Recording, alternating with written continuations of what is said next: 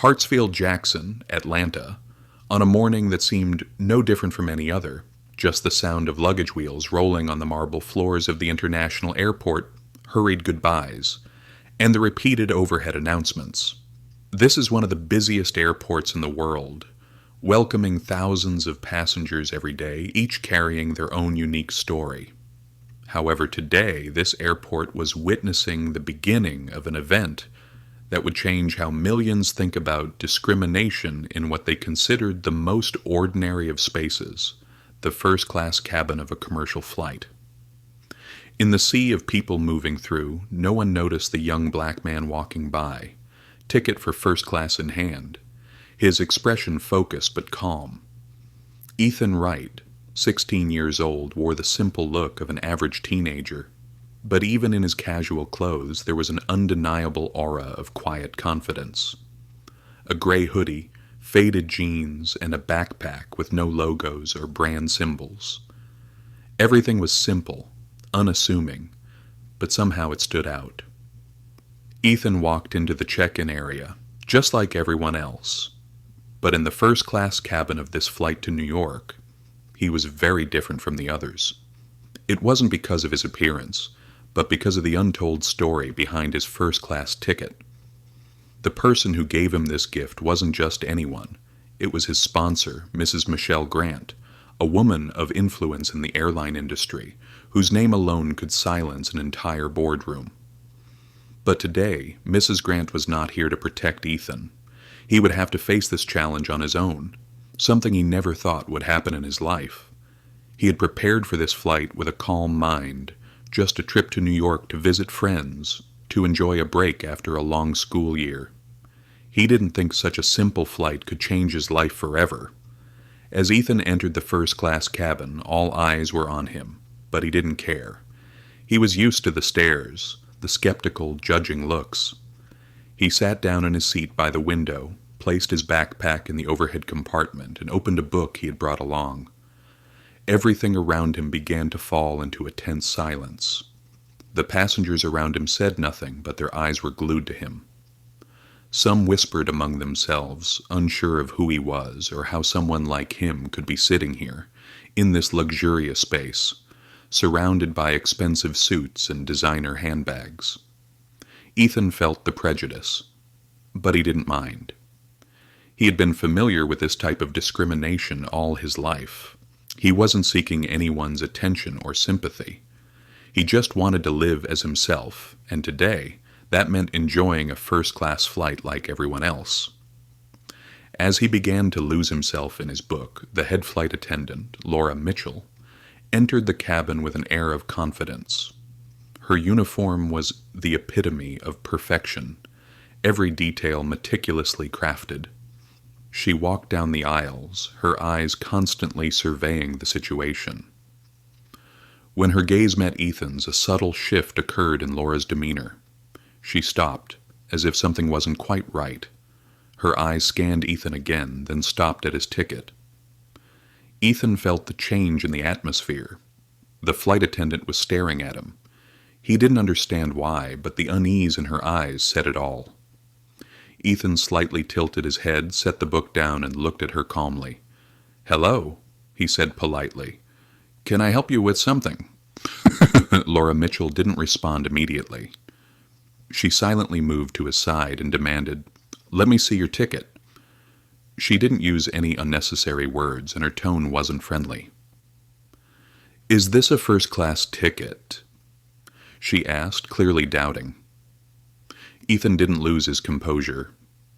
He had been prepared for this situation for a long time because he knew he would always face suspicion and prejudice from others. He only needed to give a simple answer, and that's exactly what he did. "Yes, it is. I booked it in advance and everything's been confirmed." He handed her the ticket without changing his facial expression, showing no sign of worry. Laura glanced at the ticket, her expression turning more serious.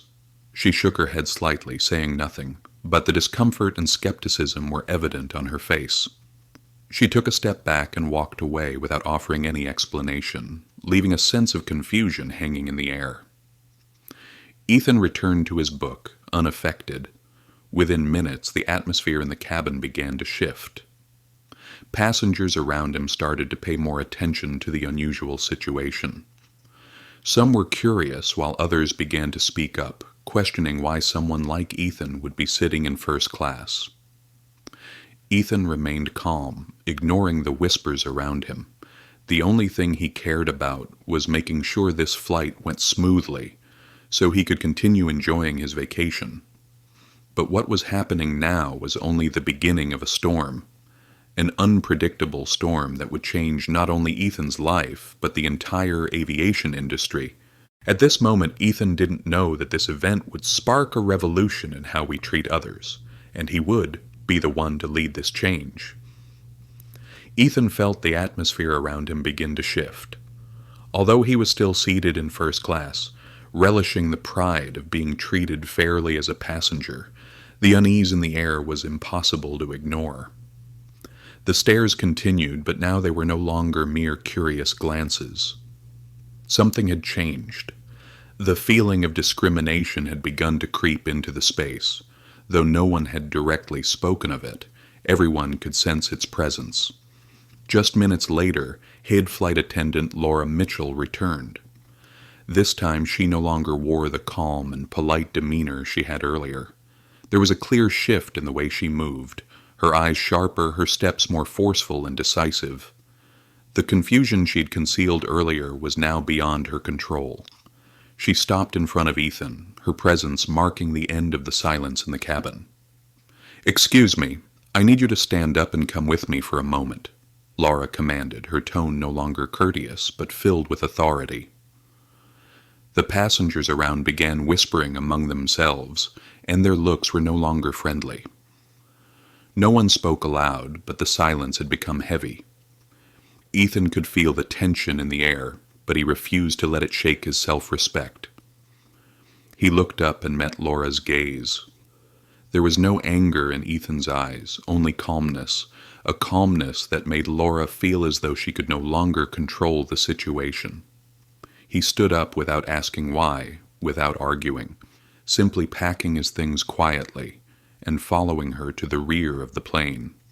He was used to injustice, used to facing discrimination. Today was no different from any other day. As Ethan walked through the cabin, the passengers exchanged worried and curious glances. Some were confused about what was happening, but others had already realized that something was amiss. The silence in the cabin was no longer peaceful. Each of Ethan's steps became a journey of frustration and suspicion. While he maintained his calm demeanor, he knew that this journey wouldn't end when the plane landed. At the back of the cabin, Laura pointed to an empty seat in the main cabin. "Sit here," she ordered. Though she didn't say it aloud, Ethan could feel the dissatisfaction in her voice, as if she were trying to control the situation without realizing the huge mistake she was making. Ethan said nothing, simply sat down in the seat, placing his backpack at his feet. He looked out the window, not to enjoy the view, but to regain his own composure.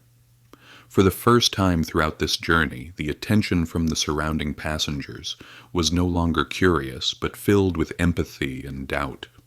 Some looked at him with pity, as if wondering why someone like him was being treated this way. Quiet conversations began to murmur, but no one dared to speak up. Everyone seemed to feel the mounting tension in the air. Ethan remained silent, offering no resistance. As the plane continued its journey, an unusual atmosphere enveloped the cabin. The flight attendants carried on with their duties as though nothing had happened, but their glances were no longer cold. There was unease in every step they took, in every look they gave Ethan. The discomfort was no longer hidden. Laura began to feel that something was off, but she couldn't explain it. After the plane resumed its journey, Ethan took out his phone, scrolling through notifications, but his mind was elsewhere. He had decided to make a call that wasn't just significant for him, but for everyone who had participated in this system, those who had allowed this discrimination to take place. His fingers lightly glided over the phone screen, quickly entering a number he had prepared in advance. A small call, but one with immense power. He had prepared for this moment for a long time, and now everything was set. The call was made, and what happened next would change everything. No one in the cabin knew that these moments would mark the beginning of a huge change. The passengers continued their conversations, unaware that just one call from a passenger they had never truly seen would cancel their flight. Laura, walking through the cabin, couldn't help but feel a significant shift in the atmosphere. She didn't know that with every step she took, she was unwittingly pulling a chain reaction that could not be undone. She felt uncomfortable, as if she had misjudged the situation. Ethan's silence had made her uneasy, and now it felt like a ticking time bomb counting down. The flight continued, but the atmosphere in the cabin was no longer peaceful. Things were changing. Everyone was unsure of what would happen next, but the sense of unease kept growing. Ethan knew a storm was coming, and he was the one who would make it explode. Surprises were waiting ahead, but up until now he hadn't let anything shake his mind. He was ready to face him, whatever came next. The plane glided through the clouds, the dim morning light streaming through the window, but for Ethan, everything in the first-class cabin had faded into the background. His attention was now fully focused on a more important matter, a plan he had prepared for this very moment. While everything around him appeared calm and composed, Ethan knew that every passing minute brought them closer to an inevitable conclusion. The tension was becoming increasingly evident on the face of Laura Mitchell, the head flight attendant who was now grappling with a situation far beyond her expectations. Though she tried to continue her duties, the unease in her eyes was impossible to conceal. She had gone too far. She had made a mistake, and now there was no turning back. In the main cabin, no one dared to speak, but the glances from the passengers were no longer driven by curiosity. Some whispered, others looked at Ethan with empathy, but no one dared to voice their thoughts. Everything was kept under wraps, and in the stifling silence, each passenger wondered if they had been swept into a storm they could not control. Ethan remained seated, unaffected by the eyes surrounding him, untouched by the whispered conversations. He didn't even look at his phone anymore.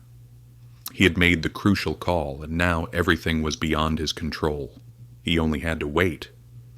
But this waiting wasn't passive. It was a wait filled with the certainty that what he had done would change everything. Ethan was not just a passenger on this flight. He was the one holding the key to unlocking a door that had long been sealed shut.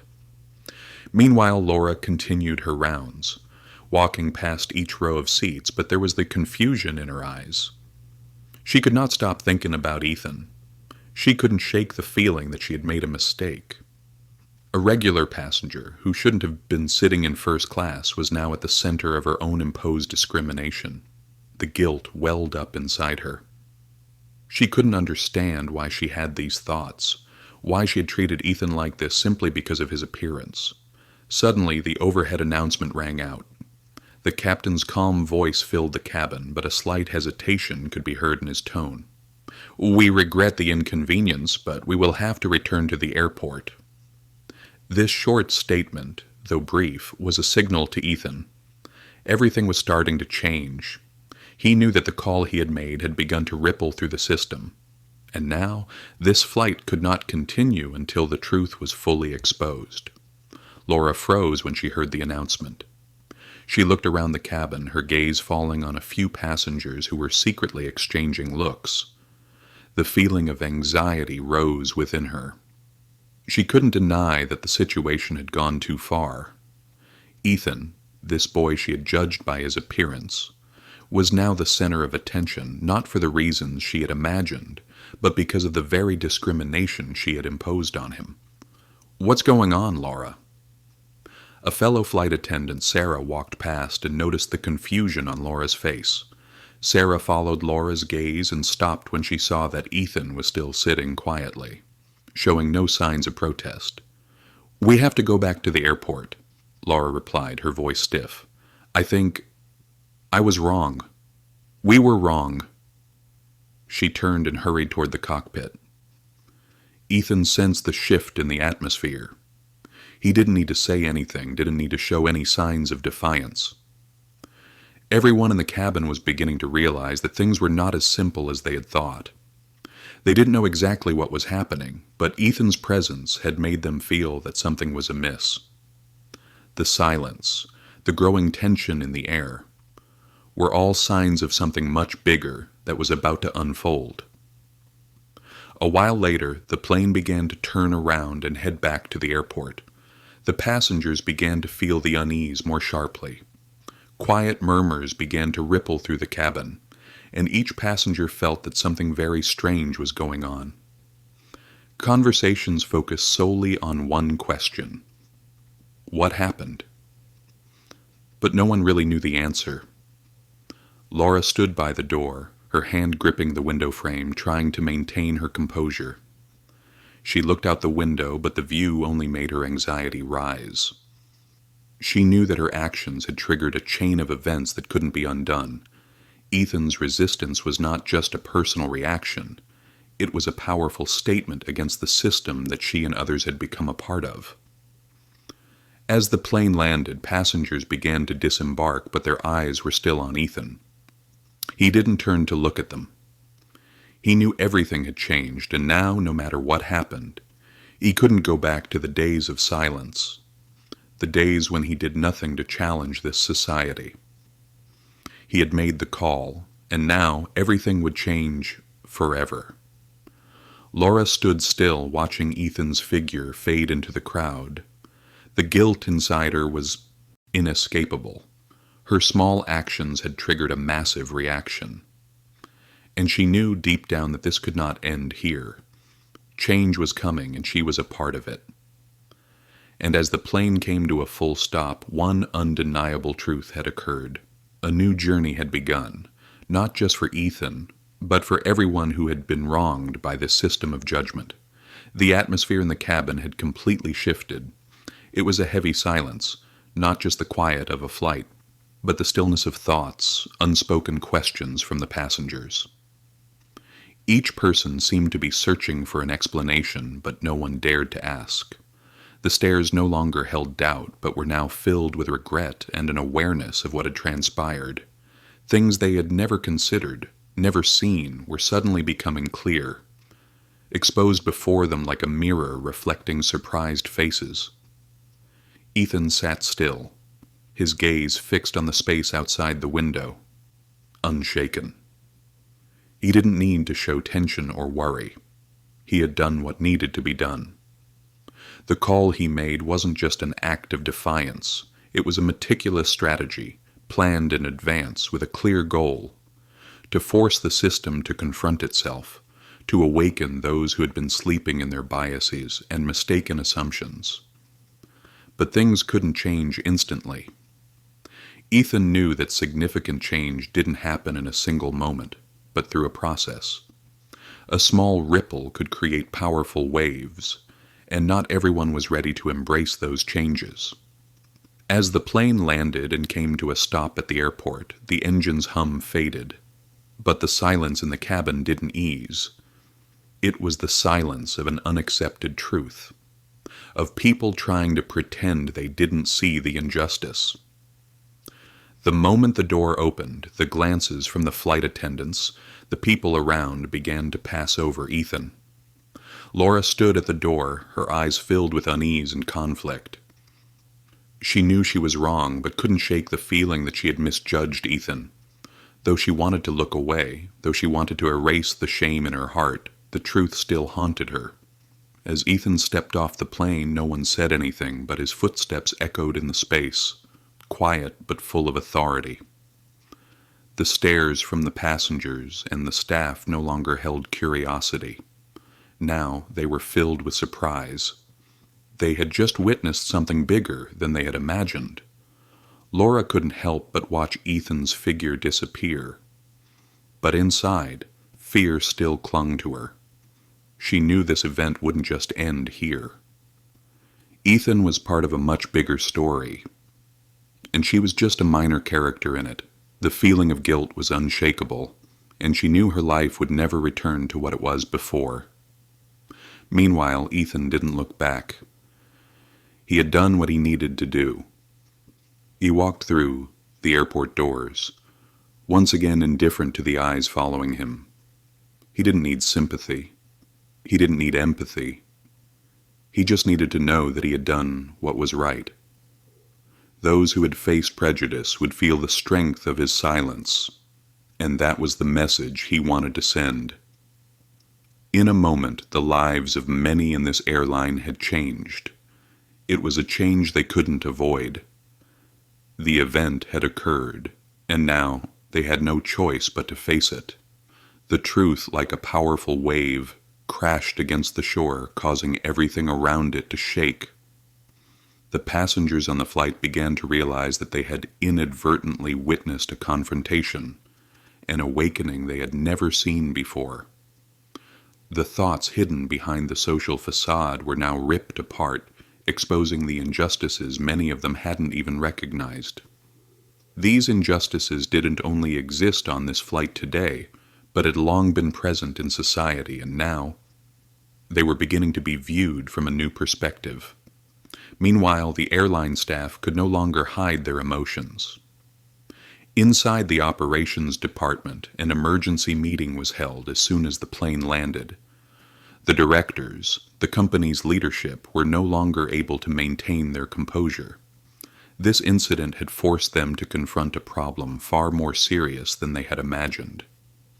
Ethan wasn't just a passenger, he was a person of influence.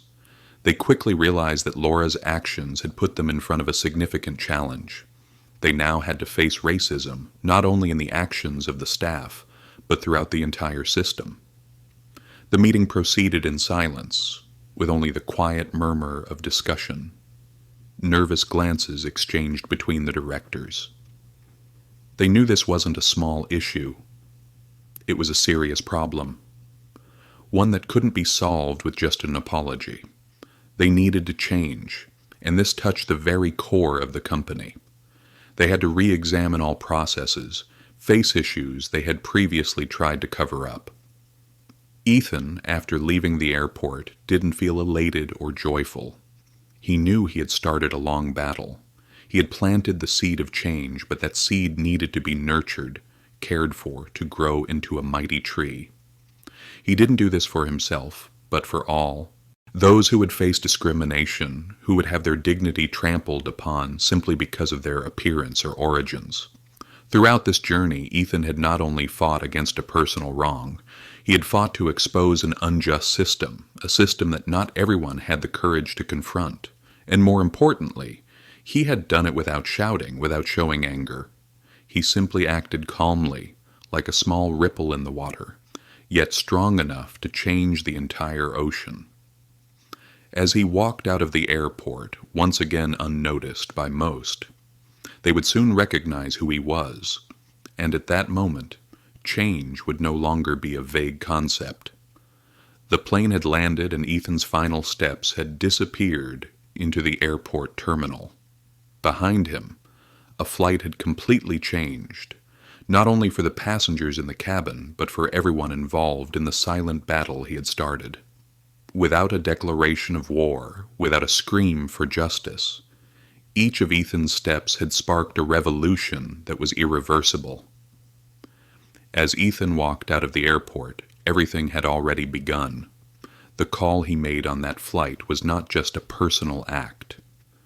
It had awakened a tremendous realization, shattering the false veneers many had thought would protect them from the truth. Now, the truth was spilling out, unable to be hidden any longer. Back inside the cramped meeting room of the airline, tense discussions were unfolding. The leaders of Skylink Airlines, who were used to making quick decisions and solving problems with tactical maneuvers, now couldn't hide their anxiety. What they had assumed would be a small issue was quickly becoming a storm they couldn't control. Sarah Thompson, the head flight attendant who had made the fateful decision, sat silently, her hands trembling as she looked at her phone. she had received a notification from her superiors. This situation has been reported to the board. An internal investigation is underway. They require you to join an emergency meeting as soon as the flight lands. She wasn't prepared for this truth. For the first time in her career, with the airline, she felt out of control. What she thought would be a simple act, moving a passenger to the main cabin, had now set off a chain of events that couldn't be stopped. She never imagined that one decision would ripple out with such force. In the meeting room, the directors, with tense faces, were focused on reports from the communications and legal departments. They realized that this incident had not only attracted the attention of customers, but also the media. Articles were already being published, and immediately a wave of criticism was sweeping in. They could no longer sit idly by, hoping it would blow over. This wasn't a simple story about a passenger and a flight attendant. It was a serious issue of racism within a large company, and if not handled properly, the consequences would be severe. Richard Hawthorne, the CEO of Skylink, looked at his colleagues with a pensive expression. "We can't keep going like this," he said, his voice calm but resolute. "If we don't face this issue head-on, we will lose not only our customers' trust, but also our credibility in the airline industry." He ran his hand over his face, signaling for the legal team to start preparing a response plan. But anxiety still lingered in his eyes. "We've reached a point of no return. It's not just about an unjustly treated passenger. This reflects a bigger problem in our entire system." Everyone agreed, but no one could provide a definitive answer on how to solve it. How could they protect the company's image while facing a massive public backlash? How could they prove that the airline did not condone racist behavior while not alienating their large customers who held the power to decide the company's fate? While the meeting continued in tension, outside, Ethan remained unaware that his actions had laid the foundation for a revolution in the airline industry. He continued walking, calm as ever, and did not feel the need to rush. He knew that what had happened on the flight was not a personal incident, but part of a larger system that needed to change. The silence Ethan chose to respond with was not the silence of submission. It was the silence of a well-thought-out strategy, forcing the system to confront itself. People thought Ethan's silence was a form of concession, but in reality it was patience. He knew that the system would eventually destroy itself if it wasn't reformed, and he was the one who had made that change unavoidable. The lesson Ethan wanted to convey wasn't one about hatred or violence, but about the strength found in calmness and strategy. He didn't need to scream. He didn't need to protest in the way society expected someone treated unjustly to do. He simply needed to use understanding and patience to make others reflect on themselves. As the meeting at Skylink concluded, the company's directors and senior staff agreed that they needed a strong reform. But one big question remained unanswered. Could they change quickly enough to correct the mistake before it was too late? With each step he took, Ethan had touched on a critical point that everyone within this system had avoided facing. A system that had grown accustomed to discrimination and unjust societal norms. What he had done wasn't just about protesting a personal incident. It was about protesting a systemic issue, touching on deep-seated principles of how we perceive and treat each other. As waves of media and public criticism began to rise, those within Skylink's leadership realized that there was no choice but to change. But that didn't mean it would be easy. A real battle had just begun. After the plane landed and Ethan's steps had faded from the airport, a wave of instability spread within Skylink Airlines. Though no one spoke it aloud, every employee and leader within the company felt that something monumental was unfolding. Everything had spiraled beyond their control.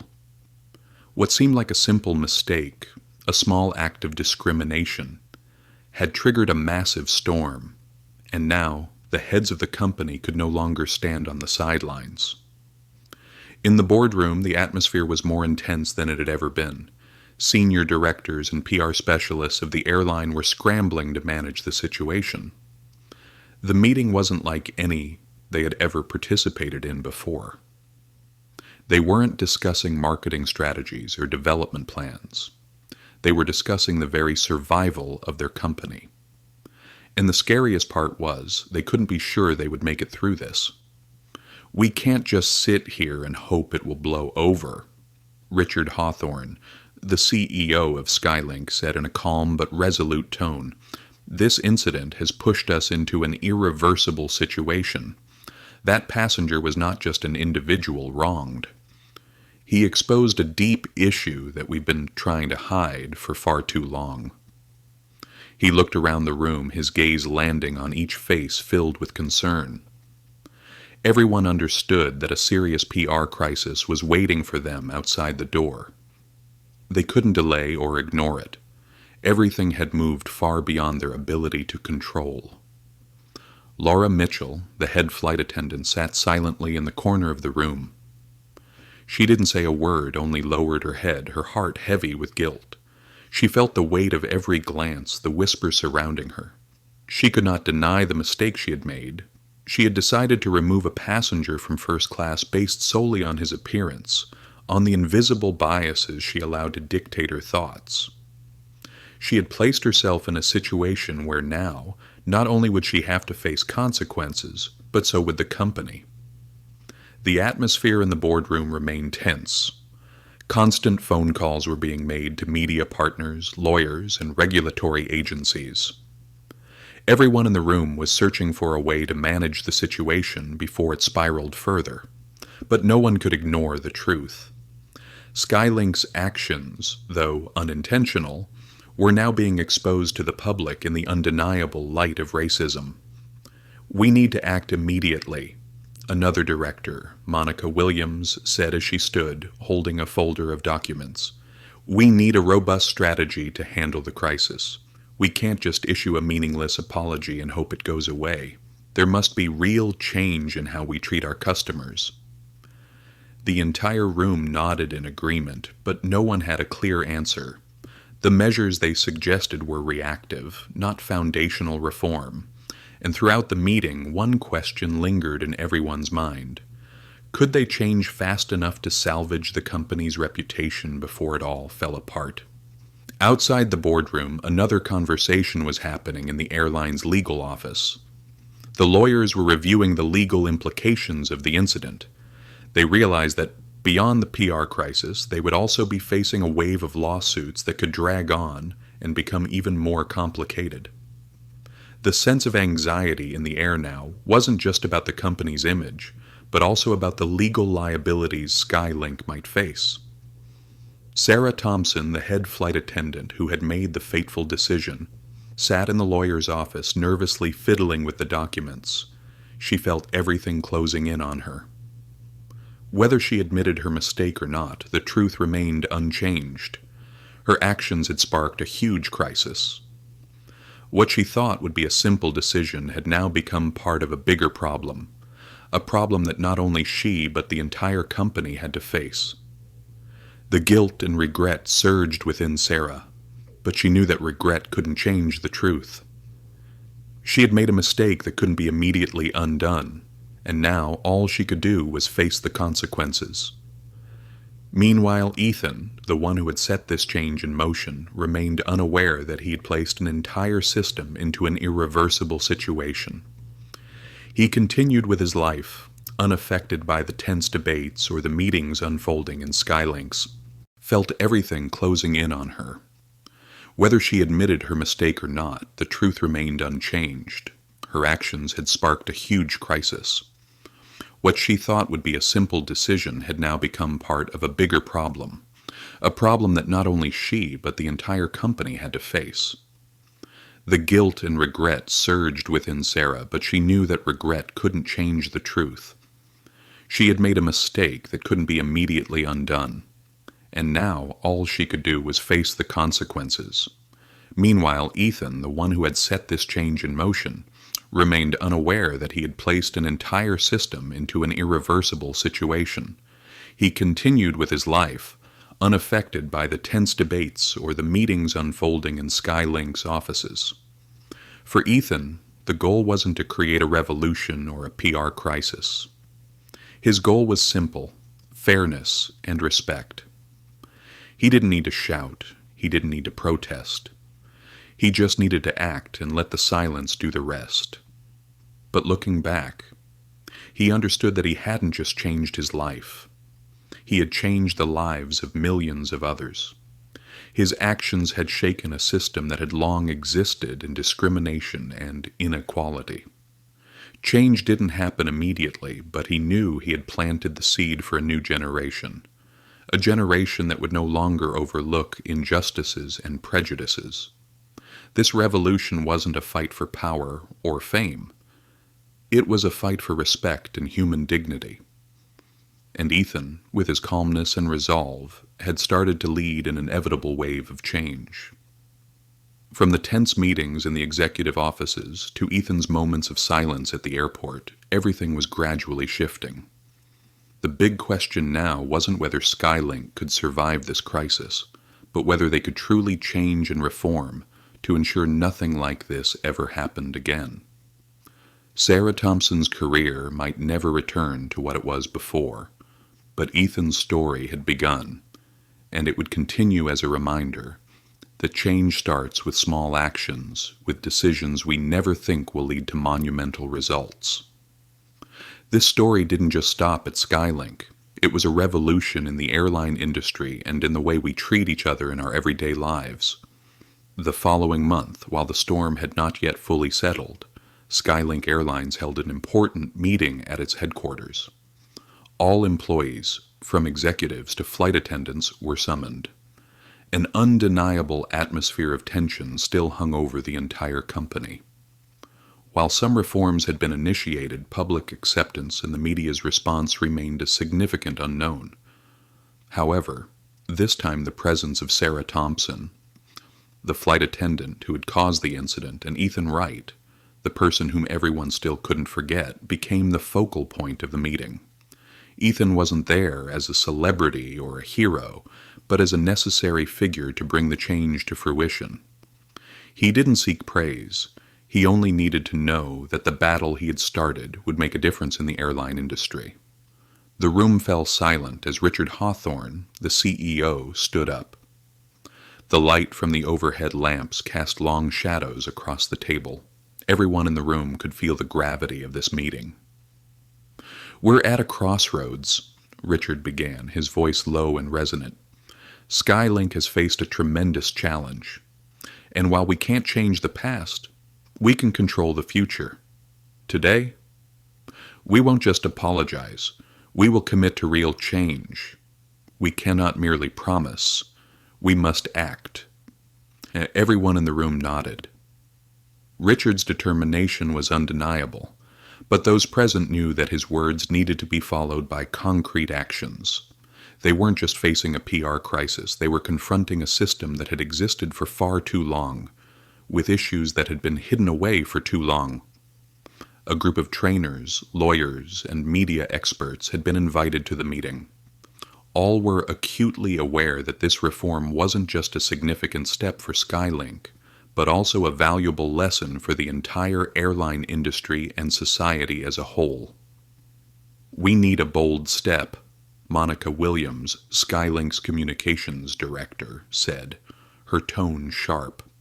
"This is the moment to rebuild customer trust, but it's also the moment to ensure that all of our employees understand the importance of treating every customer fairly, regardless of race, ethnicity, or social class." Richard nodded.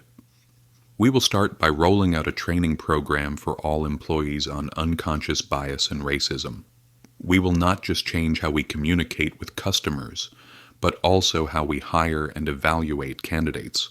No one should be sitting in first class just because they have an expensive suit. Every passenger must be treated with equal respect." The room fell silent for a moment, Richard's words sounding like a manifesto for deep change. No one dared to deny that they were facing a huge challenge. It wasn't just about changing procedures, it was about changing a cultural foundation that had existed for too long within the company. This wouldn't happen overnight, but if they didn't start now, they would forever remain in the shadow of discrimination and inequality. The meeting continued with detailed discussions on how these changes would be implemented. Training on unconscious bias would begin immediately, and every employee would be required to participate, no exceptions. They also decided to conduct a full review of their hiring and HR management systems, with the goal of creating a truly fair working environment where everyone had equal opportunity and rights. Meanwhile, Sarah Thompson sat quietly in a corner of the room, her hand gripping a pen, her eyes never leaving the discussions. She knew she was the one who had to pay the price, but she also understood that she wasn't the only one responsible. The entire system had to face its mistakes.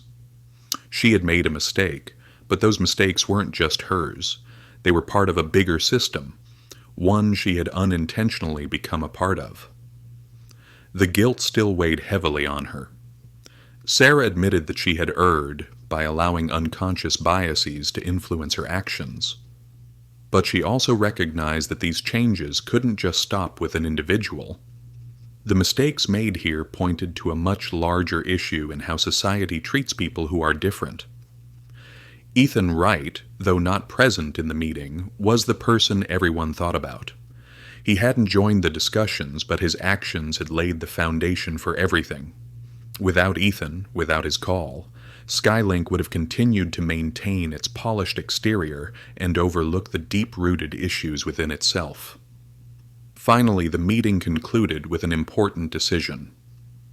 Skylink would not only organize training programs on racism, but also commit to regular audits to ensure these changes were genuinely effective. They would bring in independent experts to evaluate the process and ensure that every employee understood and adhered to the policies of fairness. Richard looked at his colleagues, his gaze resolute. This is the time for us to set an example, not just for the airline industry, but for all industries. We will never return to the days of hating our mistakes, and we won't allow this to happen again. The guilt and anxiety in the room eased somewhat as strong decisions were made. But this was only the first step.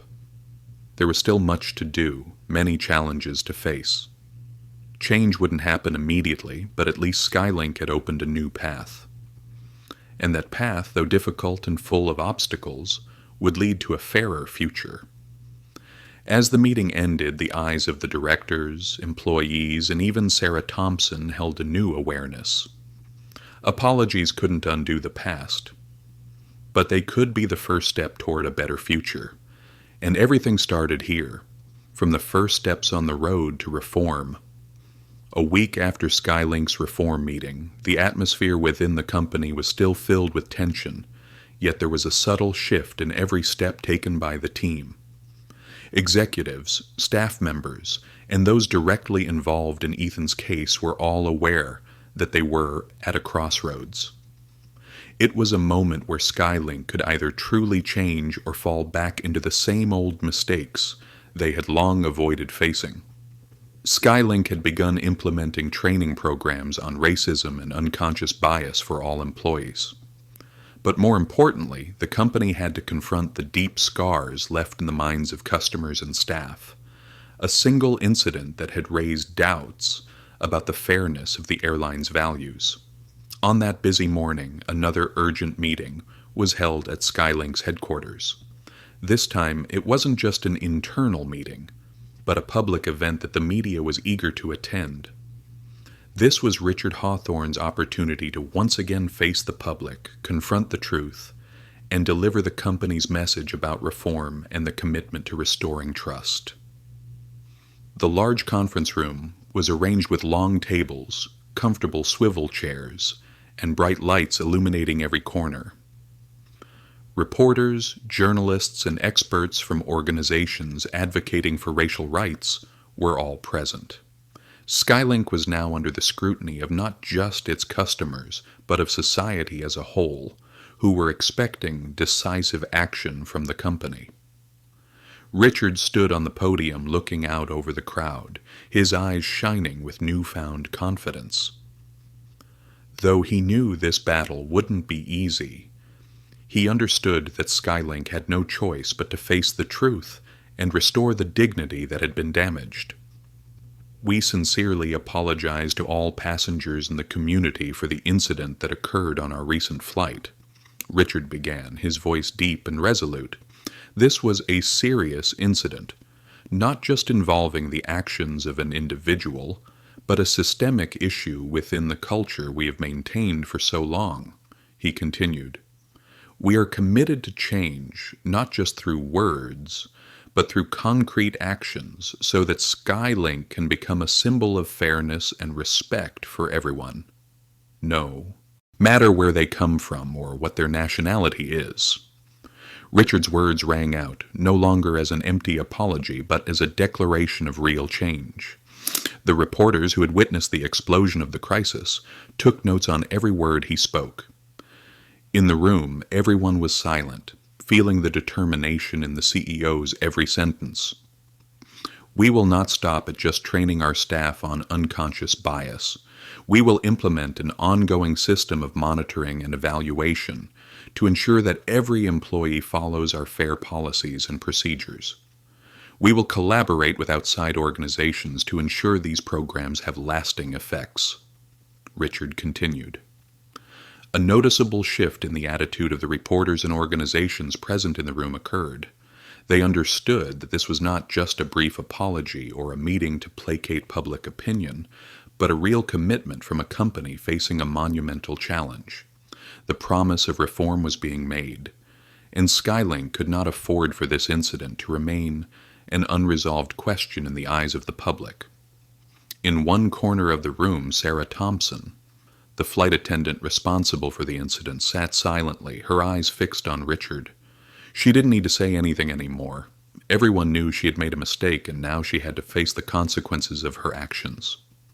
The guilt still weighed heavily on her heart, but Sarah also recognized that these changes couldn't just be about one individual. These mistakes had highlighted a much larger issue in the way society treats those who are different. Ethan Wright, though not present at this meeting, was the person everyone thought about. He hadn't participated in these discussions, but his actions had laid the foundation for everything. Without Ethan, without his call, Skylink would have continued to maintain its polished exterior and overlook the deep-rooted issues within itself. Finally, the meeting concluded with an important decision. Skylink would not only conduct training programs on racism, but also commit to regular audits to ensure that these changes were truly effective. They would bring in independent experts to evaluate the process and ensure that every employee understood and adhered to the policies of fairness.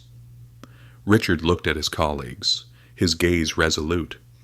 "This is the time for us to set an example, not just for the airline industry, but for all industries. We will never return to the days of hiding our mistakes, and we won't allow this to happen again." The atmosphere in the room seemed to lighten, though some questions still remained unanswered.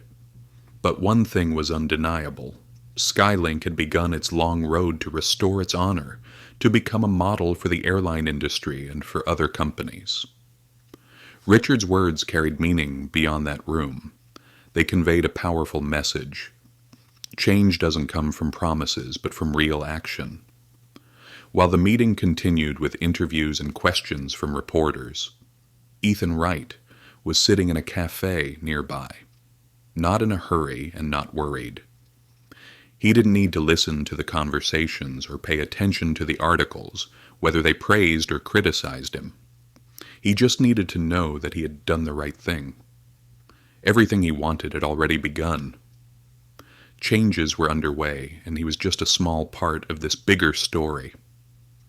All Ethan wanted was fairness, not just for himself, but for everyone who had been mistreated because of their skin color, ethnicity, or background. He had proven that one small action, one simple decision could change an entire system. And now His actions had sparked a broad reform that no one could ignore. As the day ended, public opinion began to shift.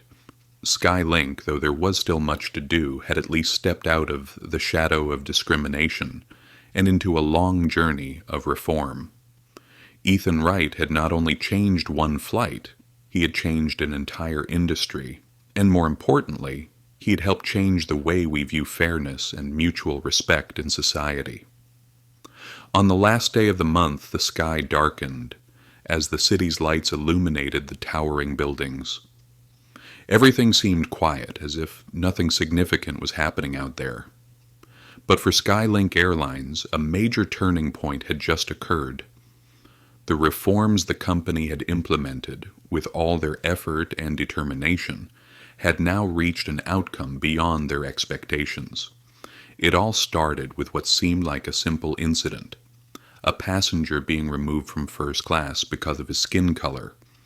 But that event had exposed the cracks in the system, the deep-seated biases that existed not just in society, but within large organizations like Skylink. And despite the crisis days, the public apologies, and the continuous reforms, this final step marked the completion of the company's journey to restore its honor. The final meeting of Skylink was held at the company's headquarters, but this time it wasn't just the executives and staff. Representatives from social organizations, activists fighting for the rights of black people, and prominent journalists were all present. This meeting was not to resolve a crisis, but to announce the results of the reform.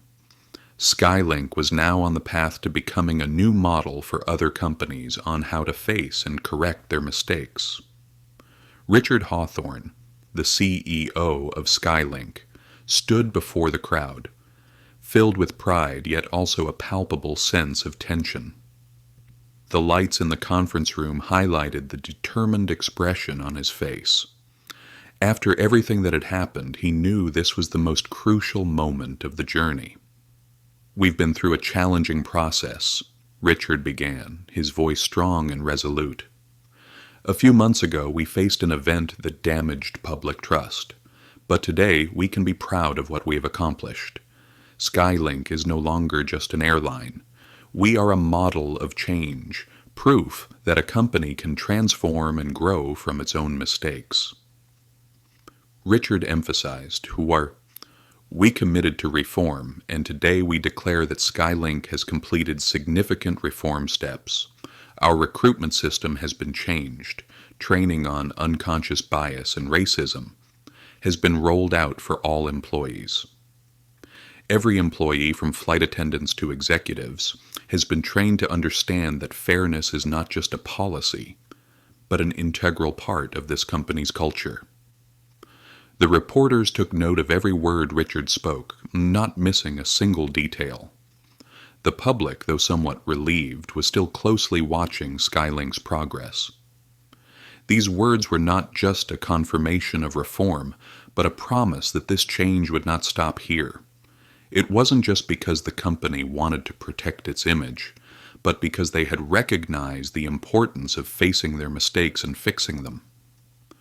"We've also invited social organizations and outside experts to evaluate this process of change," Richard continued. "We're not doing this to satisfy ourselves, but to ensure that we are truly changing, from the inside out. We are committed to pursuing these goals in the long term. We can't change the past, but we can ensure that Skylink's future will always be one of fairness." As the meeting continued, Richard's powerful words were not just an acknowledgement of the company's efforts, but also a strong message to the airline industry. Nothing is beyond change, even when monumental mistakes have occurred. Skylink had not only set an example for internal reform, but had opened a new path for other organizations to follow. Sarah Thompson, the flight attendant responsible for the incident, sat quietly in the corner of the room. She didn't say anything, only listened to Richard's statements. While guilt and regret still lingered in her heart, she knew that facing her mistakes and accepting the consequences was the right thing to do. She understood that these changes weren't just for her, but for everyone who'd been overlooked and treated unfairly. She was proud to be a part of this reform, even though her path hadn't been easy. Ethan Wright, the one who had started it all, wasn't present at this meeting. He didn't seek recognition or accolades. For him, the changes had already begun. What he had done wasn't about seeking personal glory, but about helping those who had been left behind, those who didn't have a voice in the system. And now he knew that his actions had set a major turning point in the airline industry. He didn't need thanks. He didn't need recognition. Richard's words, Skylink's steps, were the thanks he needed. The change he had sparked wasn't a personal story, but the story of a society slowly realizing the value of fairness and mutual respect.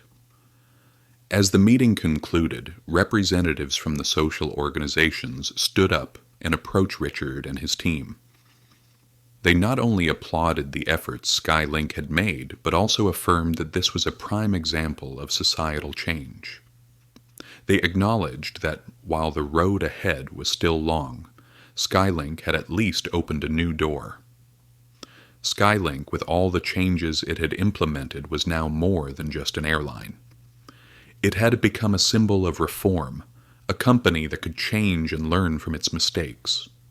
They had set an example for all other businesses, proving that fairness isn't an abstract theory, but an essential part of our actions.